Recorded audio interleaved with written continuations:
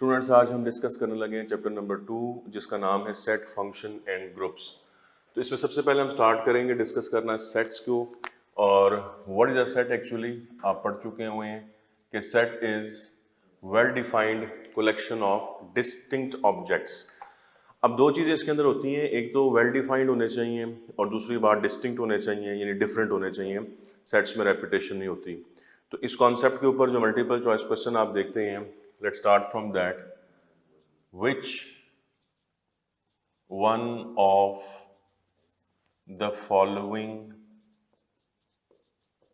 is a set? तो इस question में आपने ऑप्शन में से ढूंढना है कि सेट को कौन रिप्रेजेंट करे। For instance we are having alpha option and then beta option, Charlie and delta.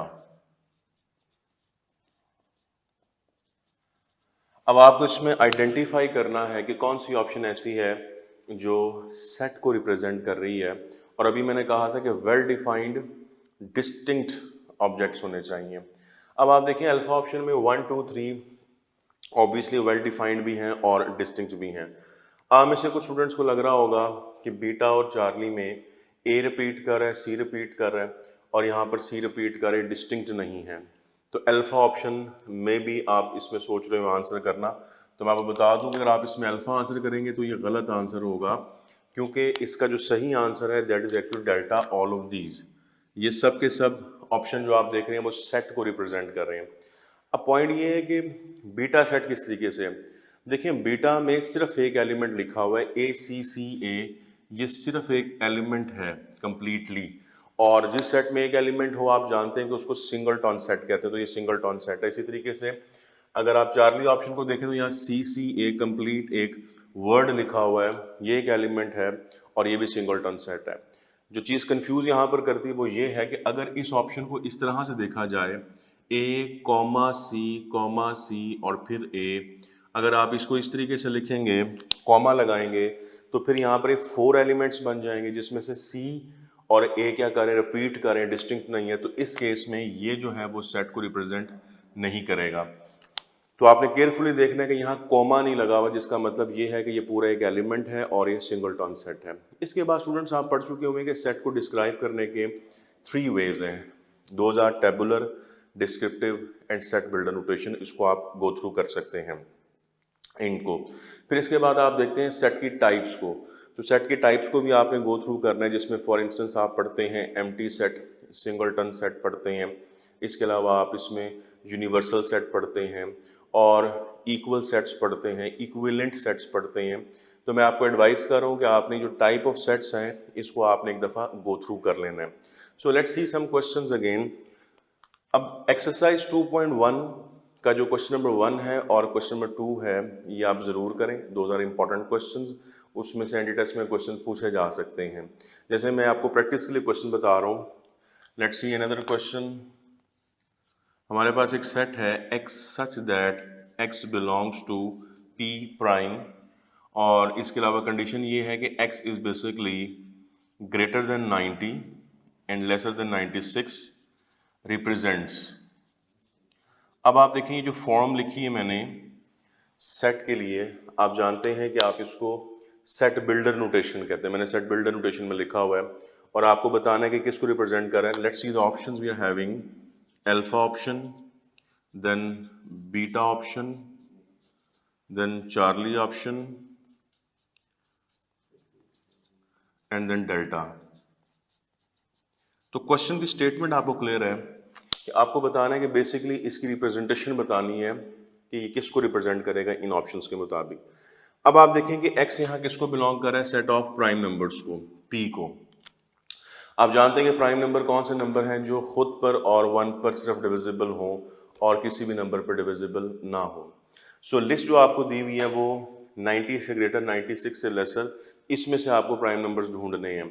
So we write that those numbers like 90 से ग्रेटर आप लिखेंगे तो 91, 92, 93, 94, 95। तो इस लिस्ट में से बेसिकली आपने जज करना है कि प्राइम नंबर कौन सा है। अब आप देखेंगे इसमें से जो 92 है ये तो इवन नंबर है और ये 2 पे भी डिविजिबल है, 1 पे भी इटसेल्फ, तो ये तो प्राइम नंबर नहीं हो सकता, राइट। इसी तरीके से अगर आप 93 को देखें तो ये 3 पे डिविजिबल है, तो ये भी प्राइम नंबर नहीं होगा। 94 इवन नंबर है, ये प्राइम नंबर नहीं होगा। 95 5 पे डिविजिबल है, तो ये प्राइम नंबर नहीं होगा। तो जिस ऑप्शन में 93 आ रहा है और 95 आ रहा है और यहाँ पर भी 93 आ रहा है, तो ये दोनों ऑप्शन तो कभी भी इसका आंसर नहीं हो सकती हैं, क्योंकि मैंने यहाँ क्रॉस लगा दी है। इसके बाद आप शायद सोच रहे हो 91 के बारे में कि 91 प्राइम नंबर है, तो इसको केयरफुली आप देखें कि 91 जो है डिविजिबल बाय 7 है, तो इसकी वजह से ये भी प्राइम नंबर नहीं, क्योंकि ये 7 पे डिवाइड हो जाता है। तो दिस शोज कि इनमें से कोई भी प्राइम नंबर नहीं है। ऑप्शन आपको कंफ्यूज कर रही है, बीटा कंफ्यूज करती है खास तौर पे। तो देखें जब इनमें से कोई भी प्राइम नंबर नहीं है तो ऑप्शंस के अंदर फिर इसका आंसर क्या बनेगा, alpha, that is empty set, क्योंकि इसमें से कोई भी प्राइम नंबर नहीं है। तो जो टाइप ऑफ क्वेश्चन मैंने आपके साथ डिस्कस किया है, इस तरह के क्वेश्चन आपको एक्सरसाइज 2.1 में भी दिए हुए हैं, आप फॉर श्योर इन क्वेश्चंस को करें। और इसके अलावा जो मैंने आपको टाइप्स बताई हैं, उन टाइप्स ऑफ सेट को जरूर डिस्कस करें, उनको जरूर गो थ्रू करें। सम टाइम बहुत इजी कॉन्सेप्चुअल क्वेश्चन वहां से भी पूछा जा सकता है। इसके बाद आप सेट्स के अंदर पढ़ते हैं सबसेट्स को। अब सबसेट्स ऑब्वियसली आपको बनाने आते हैं। हमारे पास अगर ए सेट है फॉर इंस्टेंस ए और बी, और आपको इसके कंप्लीटली सबसेट्स लिखने हो तो आप जानते हैं कि सबसे पहले आप किसको लिखते हैं, एम्प्टी सेट को, और empty set is a subset of every set. फिर उसके बाद आप ए लिखते हैं, फिर ये इसका सबसेट बनेगा, और अल्टीमेटली ये जो सेट आप देख रहे हैं खुद भी इस फॉर्म में ये सबसेट बनता है। तो सबसेट आपको बनाने आते हैं किसी भी सेट के, राइट। ये मैंने टोटल नंबर ऑफ इसके सबसेट्स बना दिए हैं। इसी तरीके से आप सबसेट्स, दो सेट्स को जब कनेक्ट करते हैं तो आप कहते हैं कि A set is a subset of B. तो A is a subset of B का मतलब यह है कि elements of A are contained in B, all the elements present in A are also present in B, तो A is a subset of B. फिर subsets के अंदर आप दो चीज़ें पढ़ते हैं, प्रॉपर सबसेट होता है, इम्प्रॉपर सबसेट होता है, तो इनको भी आपने गो थ्रू कर लेना है। फॉर इंस्टेंस मैं अगर आपको यहीं से बता दूं तो ये जो आप इस सेट के जो सबसेट्स देख रहे हैं, ये पहले 3 सबसेट्स, ये इसके कौन से बनते हैं स्टूडेंट्स, प्रॉपर सबसेट बनते हैं। और ये जो लास्ट में आप देख रहे हैं this one, this is actually improper subset. आपको पता है कि इम्प्रॉपर सबसेट वो है जो एक्चुअली अपने सेट की तरह का होता है, यानी वो जो सेट इटसेल्फ होता है वही असल में इम्प्रॉपर सबसेट होता है। तो ये प्रॉपर भी आपने देख ली, इम्प्रॉपर भी देख ली हैं, सबसेट्स भी देख ली हैं। अब फॉर्मूले की तरफ आते हैं। अगर किसी क्वेश्चन में आपसे पूछा जाए कि आप किसी भी सेट के नंबर ऑफ सबसेट्स बताएं, तो इसका फॉर्मूला पढ़ते आ रहे हैं, that is 2 raise to power n formula है। और आप जानते हैं कि n इसमें रिप्रेजेंट करता है किसको, नंबर ऑफ एलिमेंट्स को, number of elements of set. अब जैसे आप इस एग्जांपल में देख रहे थे, इस एग्जांपल में अगर आपने टोटल नंबर ऑफ सबसेट्स बनाने हैं तो इसमें we are having 2 raise to power n, यहाँ 2 एलिमेंट्स हैं 4। और अगर आप देखें मैंने आपको यहाँ पर 4 सबसेट बनाकर भी दिखाए हैं, और इन 4 सबसेट्स में से मैंने आपको ये बताया कि एक सबसेट कौन सा है, इम्प्रॉपर, और बाकी जो आप देख रहे हैं वो सारे के सारे प्रॉपर सबसेट हैं और एक इम्प्रॉपर सबसेट है। अब अगर आपने किसी क्वेश्चन में नंबर ऑफ प्रॉपर सबसेट बताने हों, प्रॉपर सबसेट्स, तो याद रखें उसके लिए फॉर्मूला चेंज हो जाएगा। अब आपका जो फॉर्मूला बनेगा वो बनेगा 2 raise to power n minus 1। अब 1 माइनस क्यों कर रहे हैं आप, इस एग्जांपल से आप देख सकते हैं कि इस एग्जांपल में टोटल सबसेट कितने हैं 4, लेकिन प्रॉपर सबसेट कितने हैं 1 2 3, यानी एक कम है। वो जो आप एक कम कर रहे हैं वो असल में कौन सा कर रहे हैं, दिस वन। और ये जो सेट है ये असल में सबसेट जो है ये इम्प्रॉपर सबसेट है। तो इम्प्रॉपर सबसेट हमेशा एक ही होता है। तो आप जब भी प्रॉपर सबसेट बताने की कोशिश करेंगे तो आपने ये वाला फॉर्मूला यूज करना है जिसमें से आप 1 माइनस कर रहे हैं। ये जो आप 1 माइनस कर रहे हैं असल में इम्प्रॉपर सबसेट है जिसको आप माइनस करें। इसी तरीके से आप नोट कर लें अगर नंबर ऑफ इम्प्रॉपर सबसेट पूछे तो अभी मैंने आपसे कहा वो हमेशा एक ही होता है जो कि सेट इटसेल्फ होता है, राइट। तो ये फॉर्मूले हैं, अगर इस पर क्वेश्चन हो तो आप डेफिनेटली इसको अटेम्प्ट कर सकते हैं। इसके बाद मैं आपको कुछ की पॉइंट्स लिखवा देता हूँ, 2 इंपॉर्टेंट की पॉइंट्स। अब आप देखें सेट थ्योरी के अंदर कुछ चीज़ें आप शुरू से ही पढ़ रहे हैं एंड फर्स्ट ऑफ ऑल हम इसको स्टार्ट करते हैं। मैं पहले भी आपको बता चुका हूँ कि empty set is a subset of every set, तो इसको ज़रूर याद रखें। ये सेट थ्योरी में एक इम्पॉर्टेंट पॉइंट है। Empty set is a subset of every set. दूसरा की पॉइंट मैंने भी आपको बताया कि इम्प्रॉपर सबसेट के बारे में, कि हर सेट खुद एक इम्प्रॉपर सबसेट होता है अपना ही। जैसे आप यहाँ पर इस एग्जांपल में देख रहे हैं कि इसके जब सबसेट लिखते हैं तो ये इम्प्रॉपर सबसेट आया और इस इम्प्रॉपर सबसेट में ये सेट खुद भी आ गया। तो हर सेट अपना ही सबसेट होता है और होता कौन सा, इम्प्रॉपर होता है। तो इस पॉइंट को हम यहाँ लिख रहे हैं कि every set is an improper subset of itself, right? फिर इसके बाद आप याद रखें कि empty set जो होता है, empty set का कोई प्रॉपर सबसेट नहीं होता। तो इस पॉइंट को भी आप याद रखें कि empty set has no proper subset.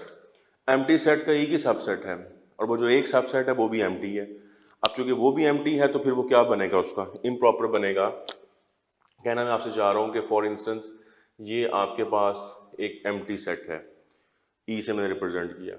अगर आप इसका सबसेट बनाएंगे तो इसका सबसेट भी क्या होगा, वो भी एम्प्टी बनेगा। तो एम्प्टी सेट का जो सबसेट है वो एक ही है और वो भी एम्प्टी है और वो उसके जैसा है, तो फिर वो इम्प्रॉपर हुआ, तो प्रॉपर तो ना हुआ। तो यही पॉइंट हमने यहाँ लिखा है कि empty set has no proper subset.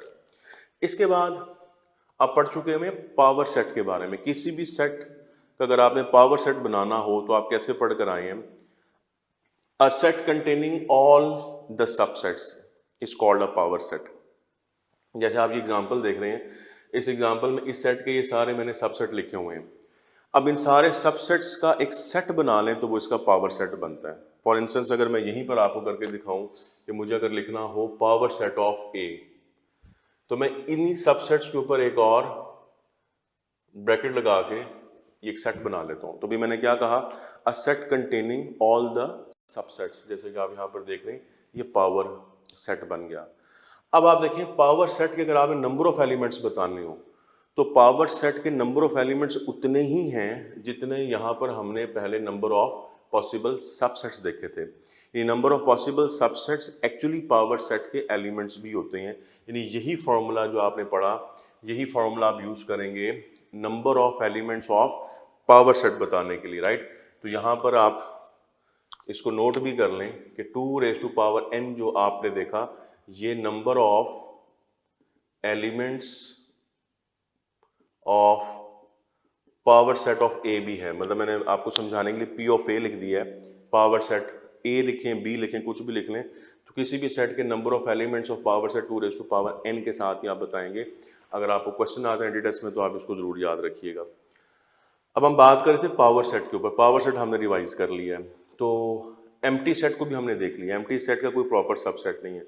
अब एम्प्टी सेट का अगर आप पावर सेट बनाएं, यहीं पर बना लेते हैं। जैसे यहाँ पर एम्प्टी सेट है, ये इसका सबसेट है, और अगर मैं यहाँ पर पावर सेट लिखूं पी ऑफ ई, तो पावर सेट के लिए मुझे क्या करना पड़ेगा, जो इसका सबसेट है इसी के साथ ब्रैकेट लगा देंगे तो ये पावर सेट बन जाएगा। तो आप देखिए एम्प्टी सेट का जो पावर सेट है वो असल में एम्प्टी नहीं है, क्योंकि इस सेट के अंदर ये जो आप देख रहे हैं एम्प्टी सेट, ये एक एलिमेंट है, सिंगलटन सेट बन गया ना। तो उसी तरीके से पॉइंट हम यहां पर लिख रहे हैं कि power set of empty set is not empty.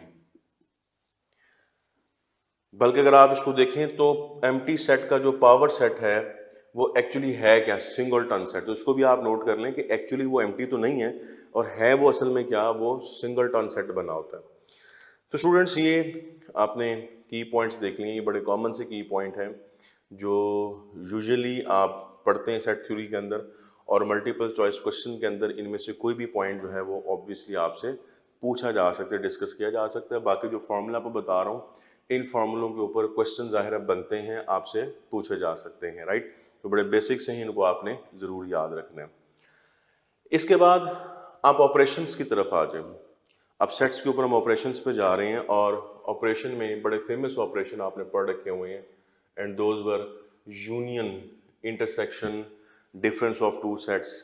हम इनको रिवाइज करने लगे। तो ऑपरेशन में सबसे पहले अगर आप ए यूनियन बी की बात करें तो आप जानते हैं जब आप दो सेट्स का यूनियन करते हैं तो आपने दोनों के एलिमेंट्स को इकट्ठा करके लिखना होता है।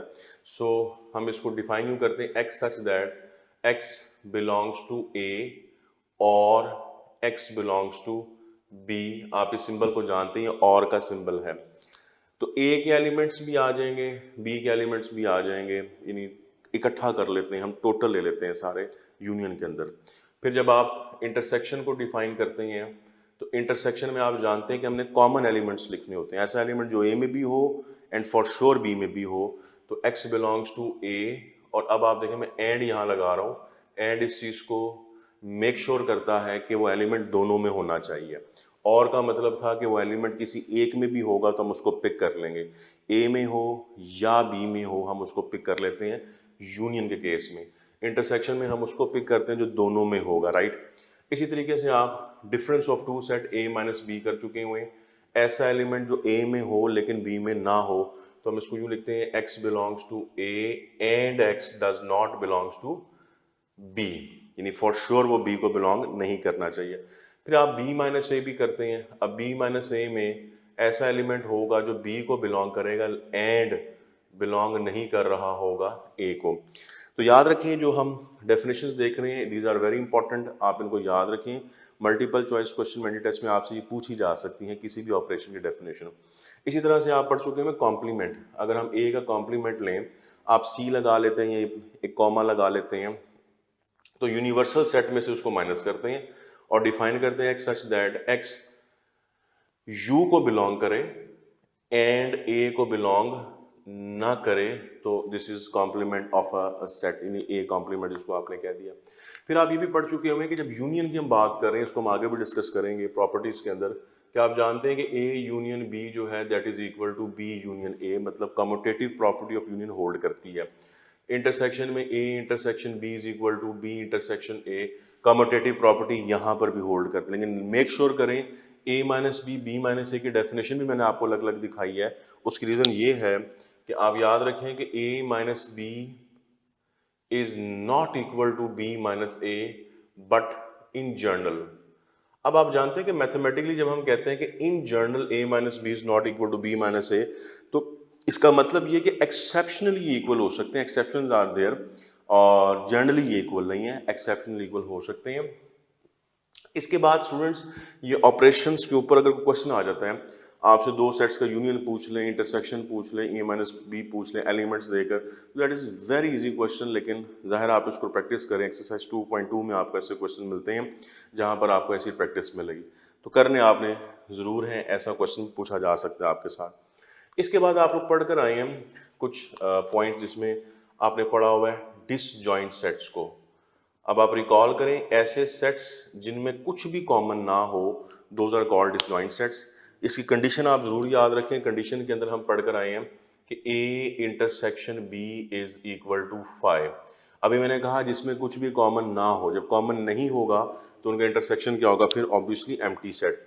इसी तरह आपने पढ़ा हुआ ओवरलैपिंग। अब आप देखें कि ओवरलैपिंग सेट्स में हैविंग फ्यू एलिमेंट्स कॉमन, कुछ एलिमेंट्स कॉमन होंगे, सारे कॉमन नहीं हो सकते, having only few elements common, ठीक है। तो इनमें चूंकि कुछ एलिमेंट्स कॉमन होंगे तो हम इसकी कंडीशन में कहते हैं कि A intersection B is not equal to 5, यानी इनका इंटरसेक्शन एम्प्टी सेट नहीं होगा। लेकिन बड़ी इंपॉर्टेंट बात यह है कि जिसको मैं बोल रहा हूँ कि फ्यू एलिमेंट्स कॉमन, तो फ्यू एलिमेंट्स कॉमन होने का मतलब क्या है कि सारे कॉमन नहीं हो सकते, और सारे कॉमन ना होने का मतलब ये हुआ कि neither A can be the subset of B nor B can be the subset of A। ना A के सारे एलिमेंट B में होंगे, ना B के सारे एलिमेंट A के अंदर होंगे, ये नहीं हो सकता, कोई किसी का सबसेट नहीं होगा। अगर सबसेट होगा फिर तो सारे एलिमेंट कॉमन आ जाएंगे उसके। तो फ्यू एलिमेंट्स कॉमन होते हैं ओवरलैपिंग के अंदर। अब डिसजॉइंट सेट्स और ओवरलैपिंग सेट्स को हमने यहाँ कंडीशंस के साथ रिवाइज कर लिया, लेकिन एक्चुअली आपने इनको यूज़ कहाँ पर करना है, अभी हम इसको यूज़ करने जा रहे हैं वेन डायग्राम्स के अंदर। याद रखें वेन डायग्राम बहुत अच्छा टूल है, बहुत अच्छा शॉर्टकट है बहुत सारे क्वेश्चंस को आंसर करने के लिए सेट्स के अंदर। तो अभी हम वेन डायग्राम्स को डिस्कस करते हैं और वेन डायग्राम के अंदर ये दोनों बातें इंपॉर्टेंट है। सबसे पहली बात तो ये है कि वेन डायग्राम एक्चुअली है क्या।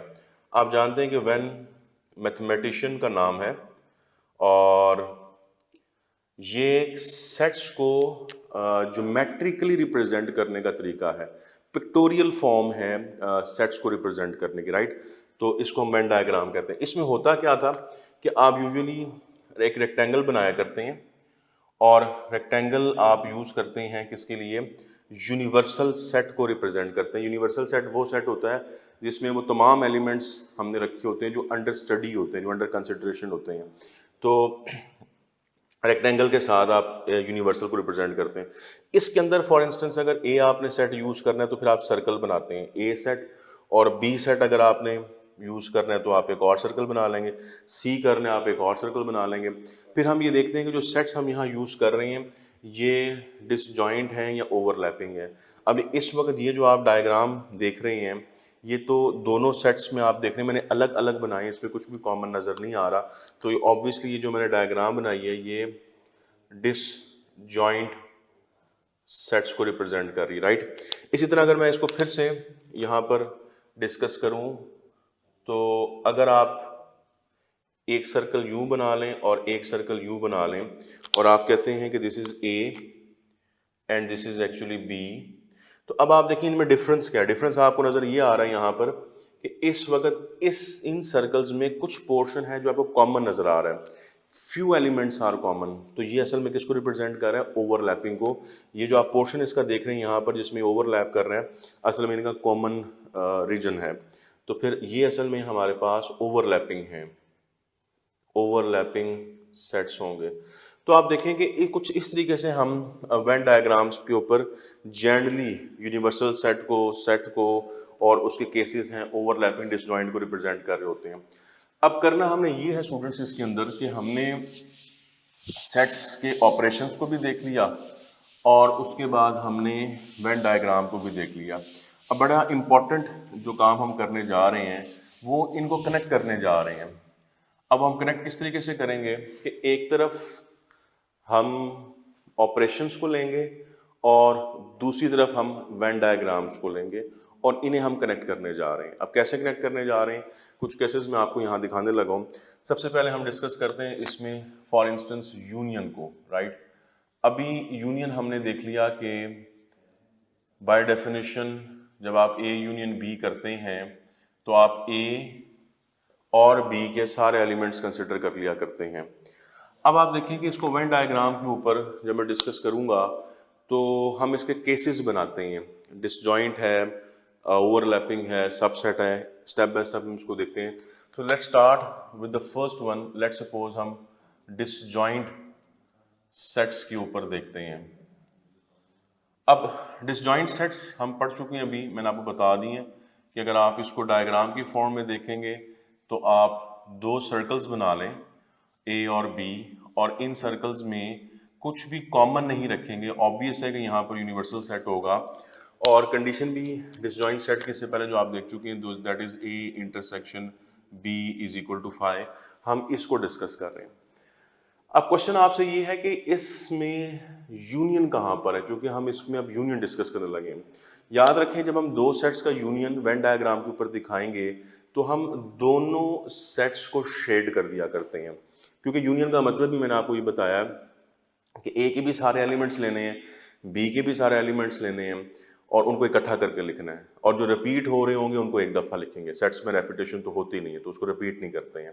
अब जैसे आप डिसजॉइंट में देख लें तो मैं आपसे कहूँगा कि this one and this one जो मैंने आपको शेड कर दिया है ये असल में यूनियन को रिप्रेजेंट कर रहा है वेन डायग्राम के ऊपर।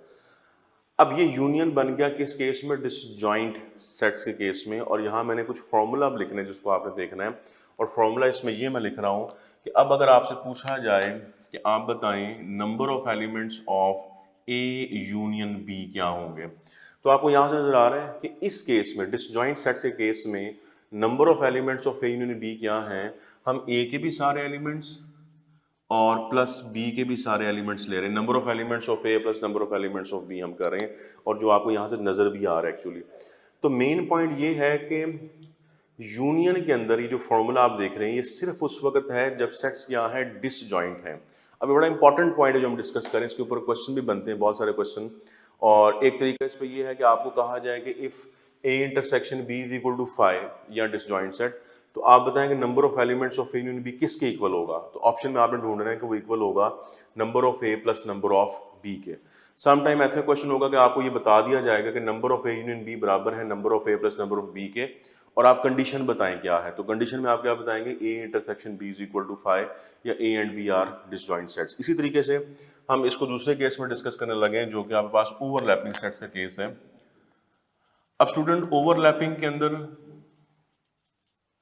जो मैंने आपको पहले डायग्राम तो बना दी है, अब आप उस डायग्राम के मुताबिक इसको देखेंगे तो we will have something like this, एक circle A and other B, और आप देखेंगे इसको मैंने ओवरलैप करवाया है।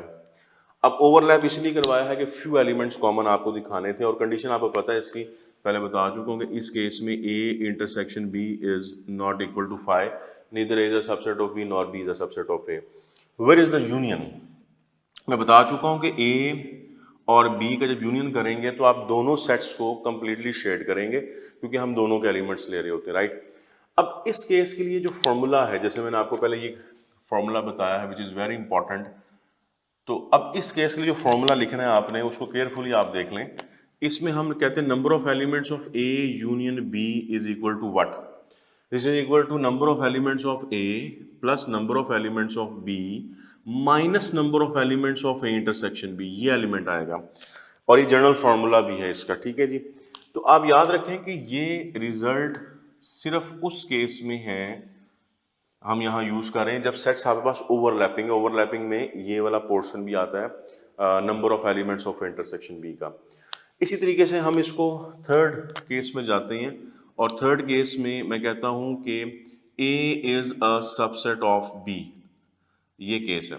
अब आप इसकी वेन डायग्राम कैसे देखेंगे, वेन डायग्राम के ऊपर आप कहते हैं कि A is a subset of B, तो फिर आप एक सर्कल A बनाएंगे, एक B बनाएंगे, और चूंकि A सबसेट है तो A को B के अंदर बनाएंगे लाइक दिस।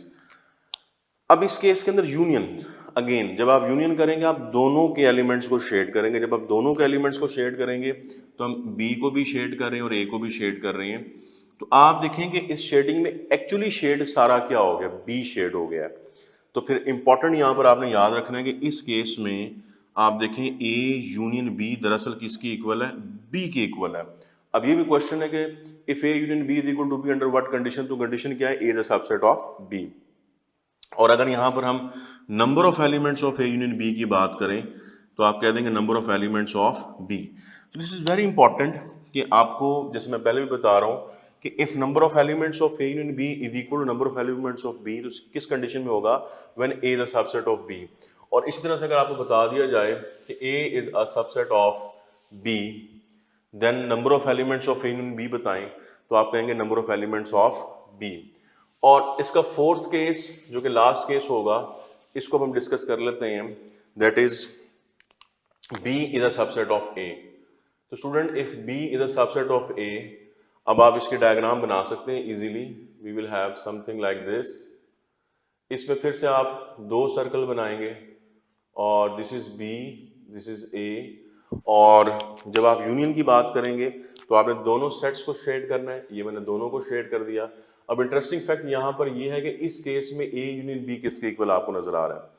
आपने दोनों को शेड किया लेकिन आप देखें एक्चुअली ए के सारे एलिमेंट्स आ गए हैं क्योंकि B is content in A actually. तो यहाँ पर ए यूनियन बी ए के इक्वल हो कब, जब B is a subset of ए।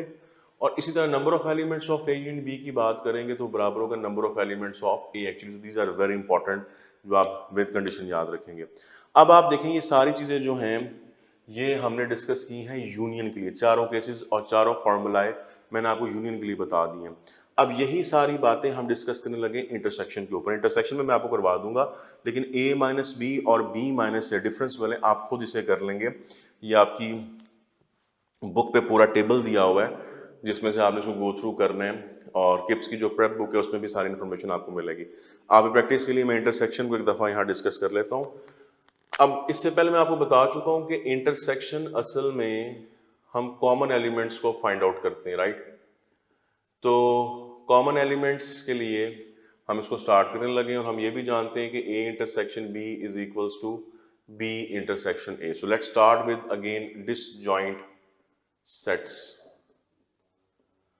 अब आप देखें डिसजॉइंट में पहले बता चुका हूं, सिर्फ अब हमने जो फाइंड आउट करना है वो बेसिकली इंटरसेक्शन को हम डिस्कस करने जा रहे हैं।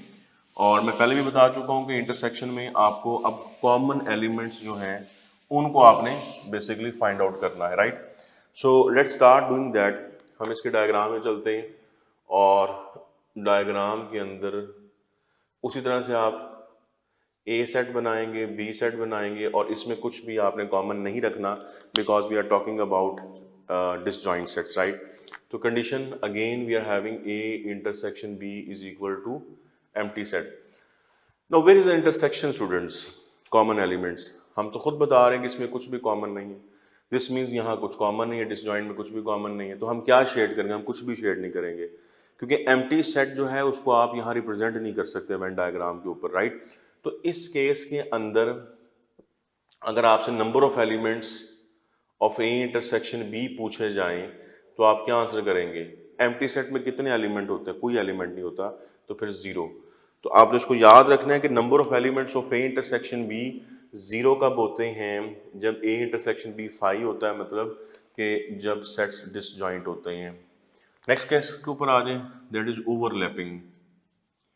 अब ओवरलैपिंग के अंदर जैसे मैं पहले भी आपको इसकी शेप बना चुका हूँ, हम दो सर्कल्स बनाएंगे और इस तरह से बनाएंगे कि उसमें से कुछ रीजन जो है उसको हम कॉमन दिखाएंगे।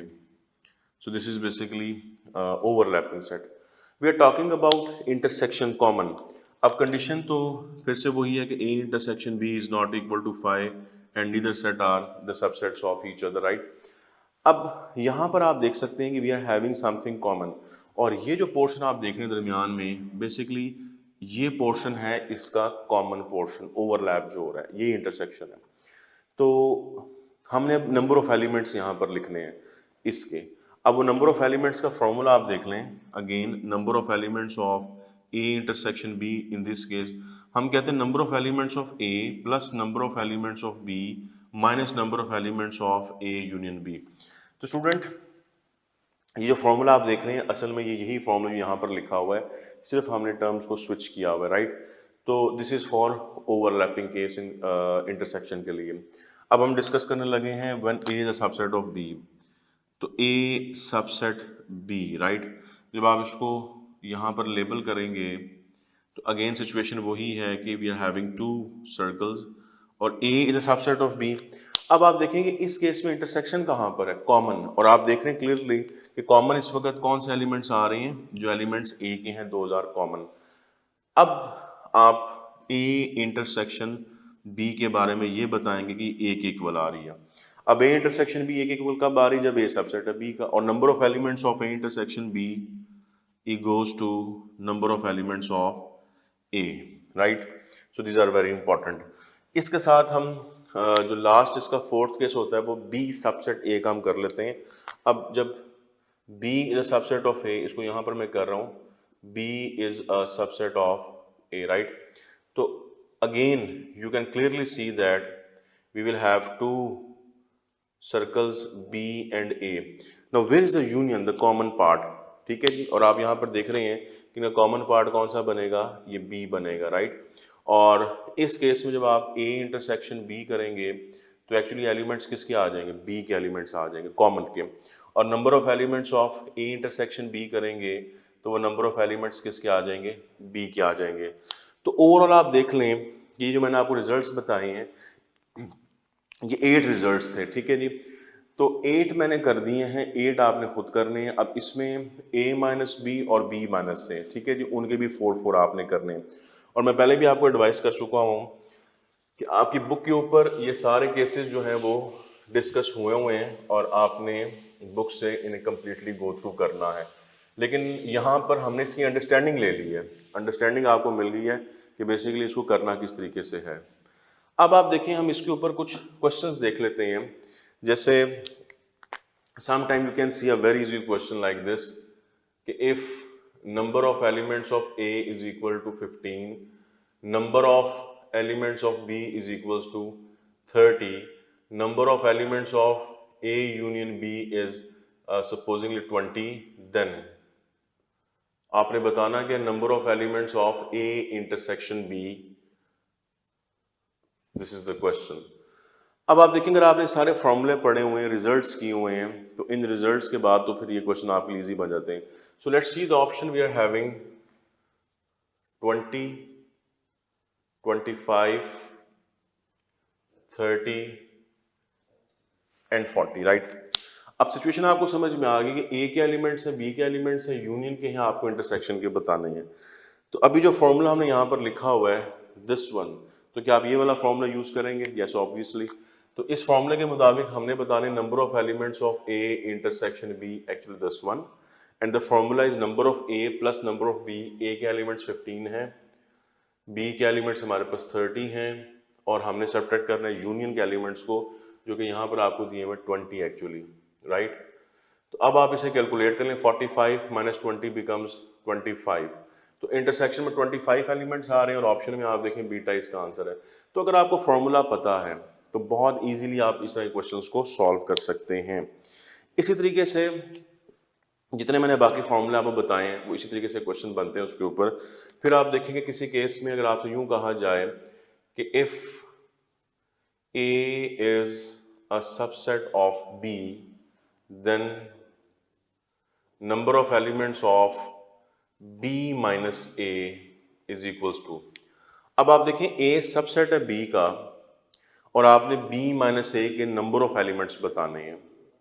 तो let's see the options we are having, number of a minus number of b, beta option number of b minus number of a, and Charlie option number of elements of A and delta number of elements of B. So let's see this.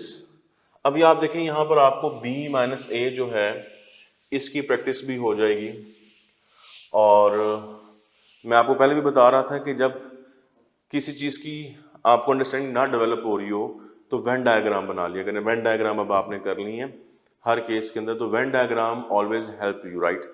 अब जैसे इस case में आप देखें number of elements of B minus A बताने हैं, और ए subset है बी का।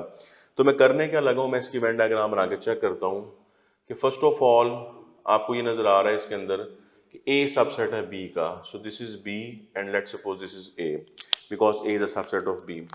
अब अगली बात ये है कि आपने एलिमेंट्स किसके बताने, बी माइनस ए के बताने। बी माइनस ए होता कि हम पहले पढ़ चुके हुए हैं, the elements which are present in B but not in A. ऐसे एलिमेंट्स बताने हैं जो बी में हो लेकिन ए में ना हो। तो आपको वेन डायग्राम से नजर आ रहा है कि वो कौन से एलिमेंट होंगे। अगर मैं आपसे कहूँ कि वो एलिमेंट जो सिर्फ बी में है और ए के नहीं है, वो ये वाले हैं जिसको मैं शेड कर रहा हूँ।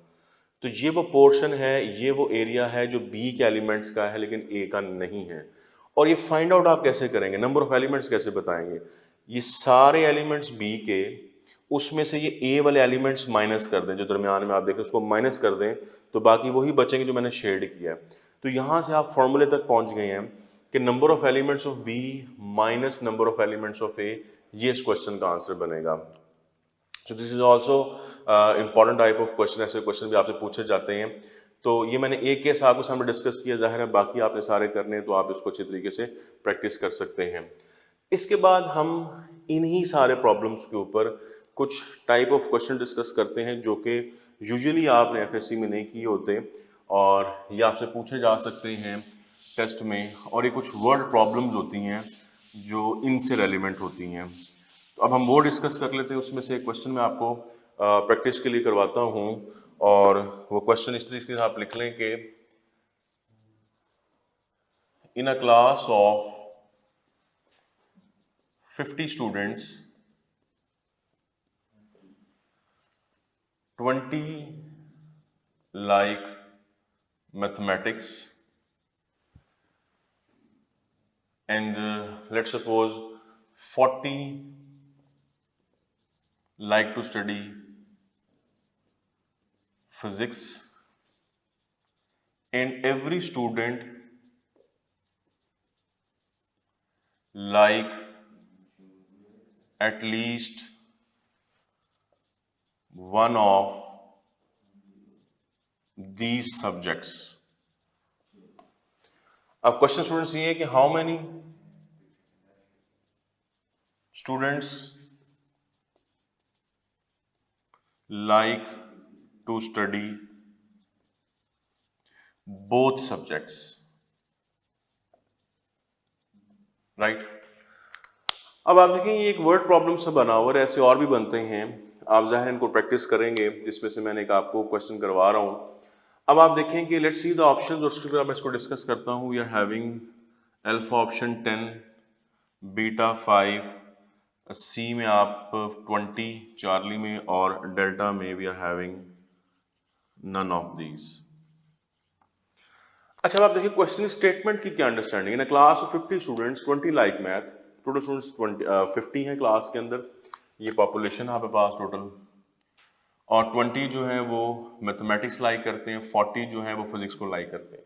और अगली line important, and every student like at least one of these subjects, यानी हर स्टूडेंट जो है इनमें से किसी ना किसी को लाइक जरूर करता है, यानी ऐसा कोई स्टूडेंट नहीं है क्लास के अंदर जो इन दोनों में से किसी को भी लाइक ना करता हो। जो पॉपुलेशन है वो एटलीस्ट इनमें से किसी ना किसी सब्जेक्ट को लाइक करती है फॉर श्योर।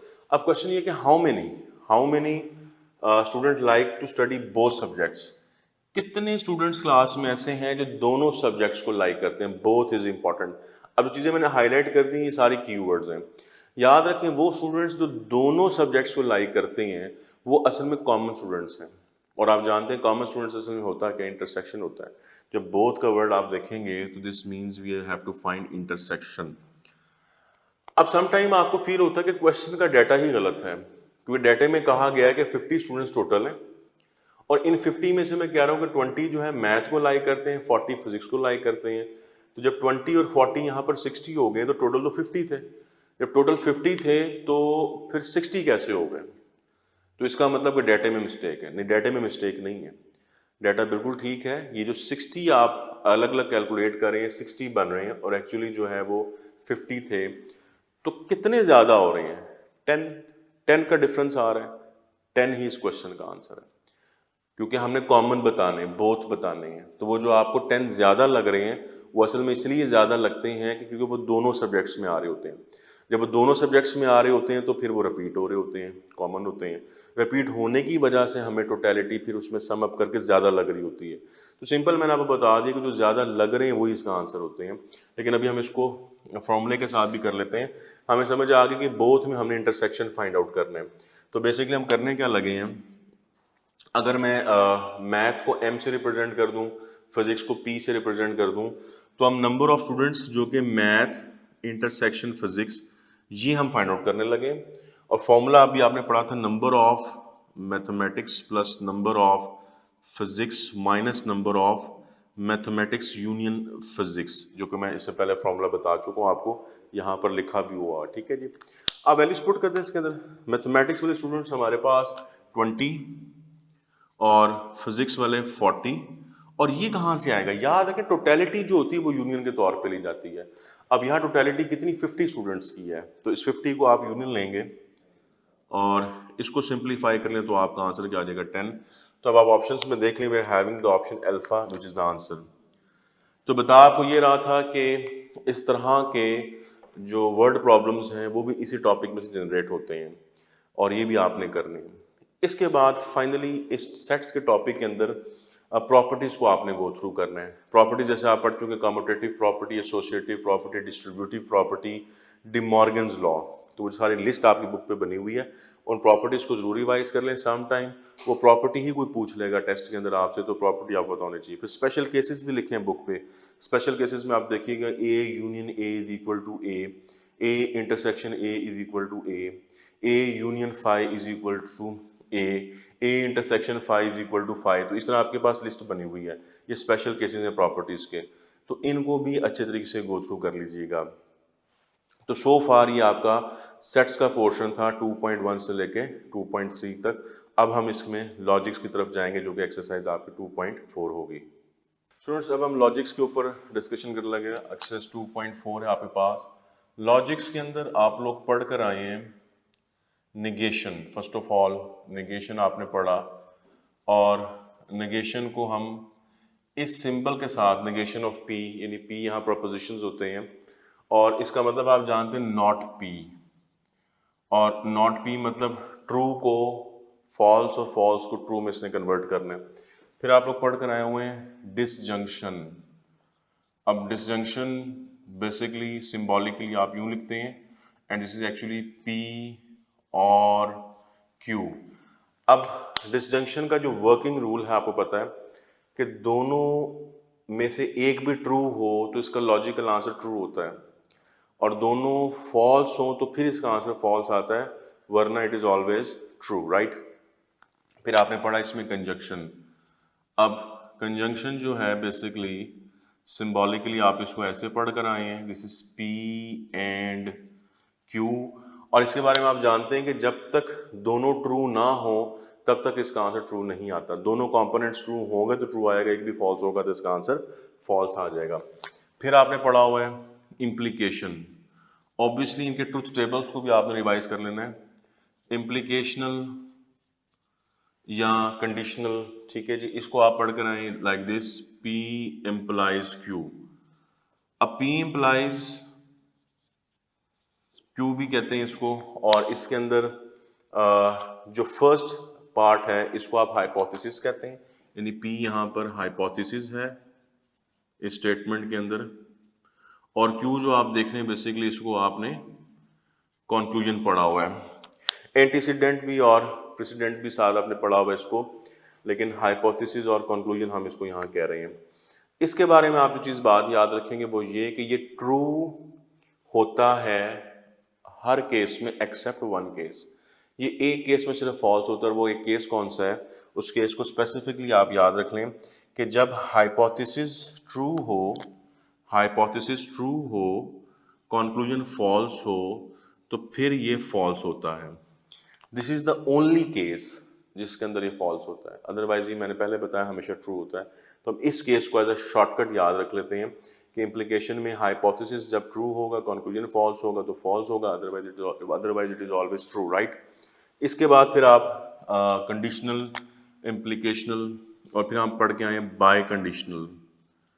अब बाय कंडीशनल के अंदर आपने इसको यूं देखा सिंबॉलिकली, और this is basically what, this is P if and only if Q.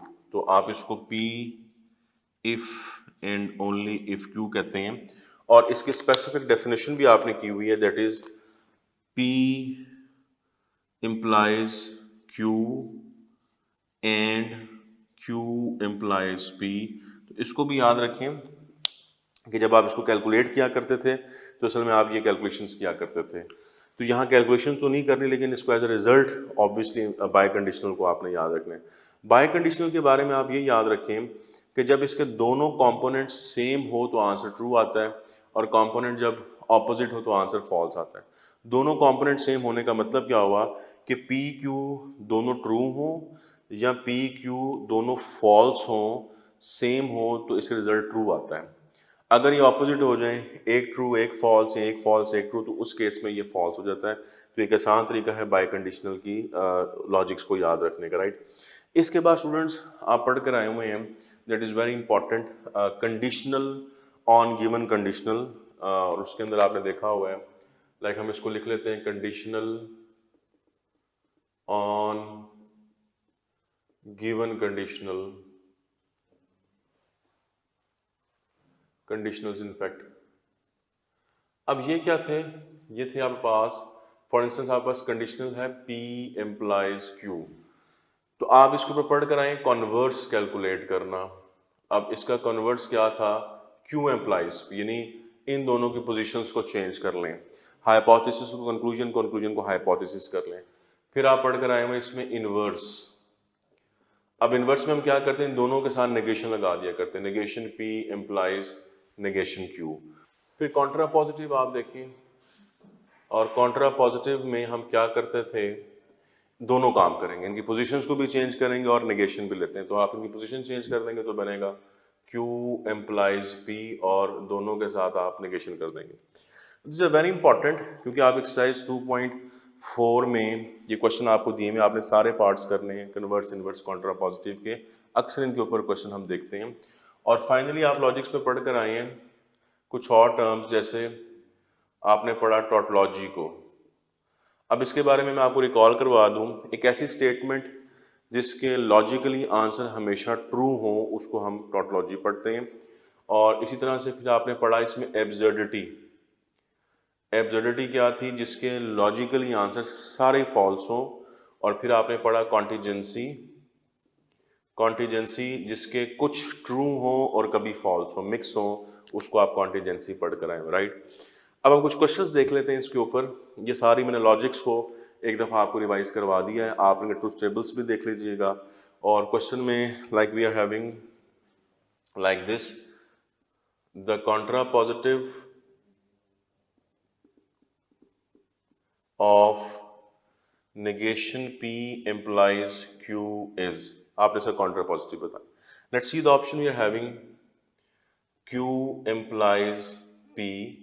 Beta option में हम इसमें कर लेते हैं negation Q implies P, then we see Q implies negation P, और डेल्टा में P implies negation Q। अब आप देखिए कॉन्ट्रा पॉजिटिव जो पहले आपको रिवाइज करवा चुका हूँ, इसमें हमने दोनों काम करने होते हैं। और वो दोनों काम मैंने आपको कहा था कि एक तो इनकी पोजीशंस को चेंज करते हैं, ये इस फॉर्म में आ जाएगा, और पोजीशन चेंज करने के बाद नेगेशन भी लेते हैं। यहाँ पर नेगेशन आ जाएगा और यहाँ डबल नेगेशन हो जाएंगे। और आप जानते हैं कि डबल नेगेशन कैंसिल आउट हो जाते हैं, तो फाइनली कॉन्ट्रा पॉजिटिव बनेगा नेगेशन Q एम्प्लाइज P। अब आप ऑप्शंस में देखें तो बीटा इसका आंसर बन रहा है, that is negation P implies P, negation Q implies P। अब जिस तरह मैंने कॉन्ट्रा पॉजिटिव किया, इसी तरीके से आप इन्वर्स को भी देखेंगे, कन्वर्स को भी देखेंगे। ये सब चीज़ें आपने किसी भी स्टेटमेंट के ऊपर फाइंड आउट करनी होती हैं। फिर आप देखें कि नेक्स्ट टाइप ऑफ क्वेश्चन में आपसे पूछा जा सकता है कि P और नेगेशन P रिप्रेजेंट्स। अब ऑप्शंस में we are having like tautology, then absurdity, then we are having contingency, or you can say none of these। तो हमें किस तरह पता चलेगा कि ये इनमें से किसको रिप्रेजेंट कर रही है? ज़ाहिर है मैं आपको बता चुका हूँ, जिसकी ट्रूथ वैल्यूज सारी ट्रू हो वो टॉटोलॉजी है, और जिसकी फॉल्स हो तो वो एब्सर्डिटी, और जिसकी मिक्स हो वो कॉन्टीजेंसी है। तो याद रखें ऐसे क्वेश्चन के लिए आप ट्रूथ टेबल बनाया करें रफ वर्ड के अंदर, और फिर उसे डिसाइड किया करें। जैसे मैं यहाँ इसका ट्रूथ टेबल बना लेता हूँ। We are having P। आप जानते हैं कि P की जो पॉसिबल कंपोनेंट्स हैं, एक ट्रू और एक फॉल्स। फिर आप यहाँ इसके साथ नेगेशन P ट्रू को फॉल्स करेगा, फॉल्स को ट्रू करेगा, और फाइनली हमने इसको फाइंड आउट करना था विच इज P और नेगेशन P। और आप जानते हैं डिसजंक्शन है, ट्रू एंड फॉल्स का और क्या होगा? ट्रू। और फॉल्स एंड ट्रू का और क्या बनेगा? ट्रू। तो आप देख रहे हैं कि इस जो स्टेटमेंट जो मैंने आपको दी थी, इसका जो लॉजिकल अगर आप देखें तो सारे रिजल्ट्स ट्रू आ रहे हैं, तो फिर ऑब्वियसली किसको रिप्रेजेंट कर रही है? टॉटोलॉजी को रिप्रेजेंट कर रही है। तो इसी तरीके से क्वेश्चन आपकी बुक पे भी दिए हुए हैं, आप प्रैक्टिस करें। और इनके लिए एडवाइजेबल यही है कि आपने ट्रूथ टेबल बनाने हैं और उनके साथ आप इसको प्रैक्टिस करने हैं। कुछ की पॉइंट्स लिख लें फाइनली इसके अंदर से। और की पॉइंट्स में एक तो आप ये याद रखें कि किसी भी कंडीशनल का जो कन्वर्स और इन्वर्स होते हैं ये लॉजिकली इक्विवेलेंट होते हैं। तो हम इसको लिख लेते हैं कि converse and inverse are logically equivalent. अब लॉजिकली इक्विवेलेंट जो बोलो उसका क्या मतलब होता है? इसका मतलब ये कि जहां ये ट्रू होगा वहां पर ये भी ट्रू होगा, और जब ये फॉल्स होगा तब ये भी फॉल्स होगा। तो ट्रूथ वैल्यू सेम आ रही है, तो इसलिए इसको लॉजिकली इक्विवेलेंट कहते हैं। इसी तरीके से दूसरी बात जो आपने लिखनी वो ये कि कंडीशनल, कोई भी कंडीशनल है and its contrapositive are logically equivalent. तो सेम सिचुएशन है स्टूडेंट्स कंडीशनल और कॉन्ट्रा पॉजिटिव के लिए, ये भी लॉजिकली इक्विवेलेंट है। मतलब जहां कंडीशनल ट्रू होगा वहां उसका कॉन्ट्रा पॉजिटिव भी ट्रू होगा, जहां कंडीशनल फॉल्स है वहां उसका कॉन्ट्रा पॉजिटिव भी फॉल्स होगा। तो ये की पॉइंट्स हैं जो एंड पे मैंने आपको बता दी हैं, आप इनको लॉजिक्स के अंदर ज़रूर याद रखें।